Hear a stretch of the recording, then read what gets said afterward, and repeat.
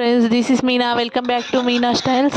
ఈరోజు అయితే ఏకాదశి తర్వాత రోజు ద్వాదశి పారాయణం. ఏకాదశి ఉపవాసం, ద్వాదశి పారాయణం ఎవరైతే కరెక్ట్ చేస్తారో వాళ్ళకి ఏకాదశి ఫలితం మొత్తం లభిస్తుంది అంటారు.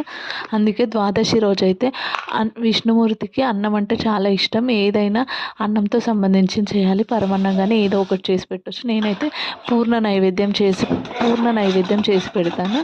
ఇంకా ఏదో ఒక స్వీట్ చేస్తాను, సగ్గు బియ్యం ఇంకా సేమియా కలిపి స్వీట్ చేసి, ఇంకా పచ్చిపులుసు, చింతపండుతో పచ్చిపులుసు, పెరుగు, ఇంకా రెగ్యులర్గా ఇవే చేస్తానని కాదు, ఆకుకూర అన్నం అయితే స్పెషల్ కంపల్సరీ చేయాలి.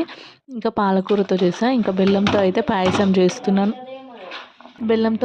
చేస్తున్నాను. ఇంకా పాలకూర పప్పు, రైస్, పాయసం, పచ్చిపులుసు, పెరుగు, బ్యాట్లు కానీ ఏవైనా పాపడ అట్లా ఉంటే చేసి పెడతాను నేను ప్రతిసారి.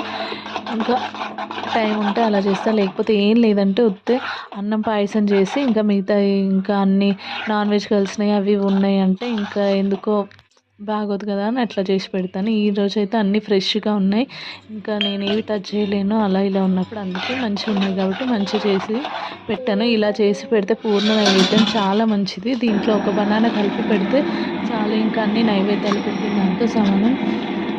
అందుకే ఇలా చేస్తాను. వీలైనప్పుడు అయితే ఎంత పొద్దున్న లేసైనా ఇలా చేస్తాను, ఎంత బయటికి వెళ్ళినా డ్యూటీకి వెళ్ళినా ఇలా చేస్తాను. ఇంకా ఈరోజు అయితే ఇవన్నీ కలిపి చేస్తున్నాను. చాలా బాగా అనిపిస్తుంది.